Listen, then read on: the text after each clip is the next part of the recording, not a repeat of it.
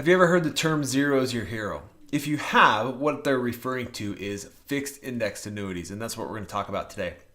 So the first thing is, what is a fixed indexed annuity? Well, an indexed annuity it's an insurance contract, right? So whenever you're dealing with insurance, what's happening is you're transferring risk from yourself to the insurance company, in which they're using actuarial science and they're using pooled investments in order to help mitigate some of that risk for you. So it is an insurance contract, okay? The pros and cons to that are this. Are there fees associated with that contract? If you're looking at just a straight fixed indexed annuity, there are no fees associated with it, okay? Where the fees come in is when you start to add riders, a rider such as an income rider, guaranteeing you a certain level of income from that. Or if you start to add death benefit accelerated riders, that's where fees will start to encroach or creep into these indexed annuities. But if you're looking at just a straight indexed annuity, there are no fees associated with it. So the question is, well, why would you use one of these vehicles? Why would you use one of these investments when you're looking at your business portfolio and you're looking at where to place capital? Why choose one of these? Well, the reason for it is again, because it's an insurance contract, you're transferring risk to the insurance company, right? So what that does is that gives you the ability to protect the downside losses of any of your capital. So when you're looking at a fixed indexed annuity, zero is your hero, and this is where it comes from, is your capital cannot go below 0%, meaning that not your capital can't go below, your returns cannot go below 0%. So if the index that the annuity is pegged against has a negative year, you're going to sit at zero. You're not gonna take part in those losses. And so what happens is on the upside, you have potential to get some upside to this annuity as well, right? But because they're protecting the downside, you're not going to capture all of the upside of the gains. You're just going to capture a portion of it. And different annuities have different percentages in which you're able to capture. So what I've done is I've pulled some charts together for you. So let's look at this first one. This first chart is you invest $100,000. I just took the S&P 500 and I took the returns from 2000 until 2018 in the sequence that they happened, right? The minimum that your return can be is 0%.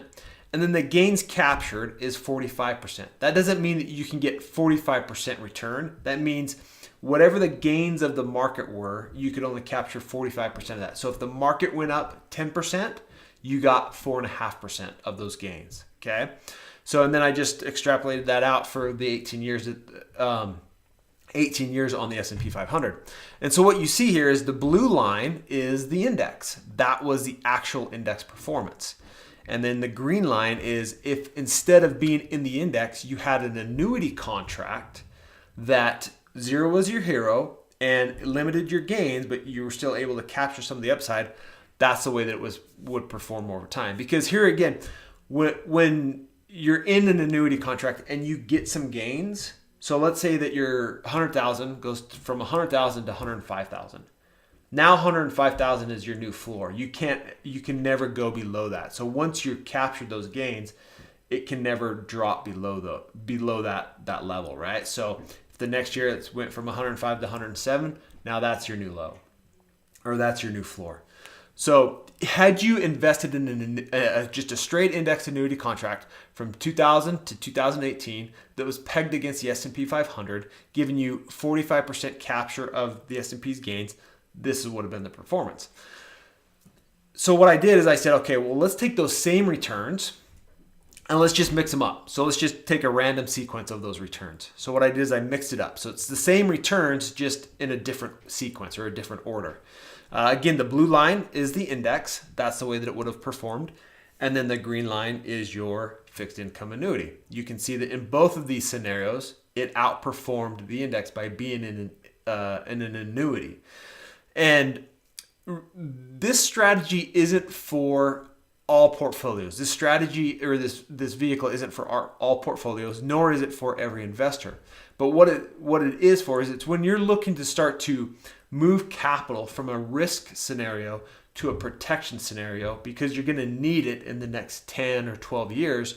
These are the types of vehicles that you want to start to think about to use in order to protect that capital. Now, the third scenario that I put in here, same returns. I just scrambled them again. And what happened is you can see the fixed indexed annuity did not outperform this sequence of returns. The market actually did. The only thing that happened here is the volatility was a lot less with the fixed indexed annuity, which is always going to be the case. But you can see if you were in the market in this sequence of returns versus an annuity, the market would have outperformed. So it doesn't mean that an annuity is always going to outperform the market, but what it does is it protects your downside. So again, when would you use this type of vehicle?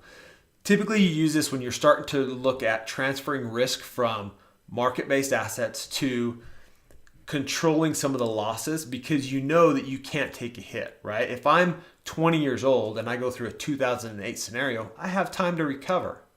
If I'm late 50s, early 60s, and I know that I'm going to need this money in the next 10, 12, 15 years, I can't necessarily take another 2008. I just don't have the time to recover from that, right? So that's when you start to look at diversification and where can I start to place capital that's going to be more safe or protected and control some of the, although it controls some of the gains, it's going to limit the loss. And therefore, zero is your hero at that point. Thanks for watching. We'll talk to you next time.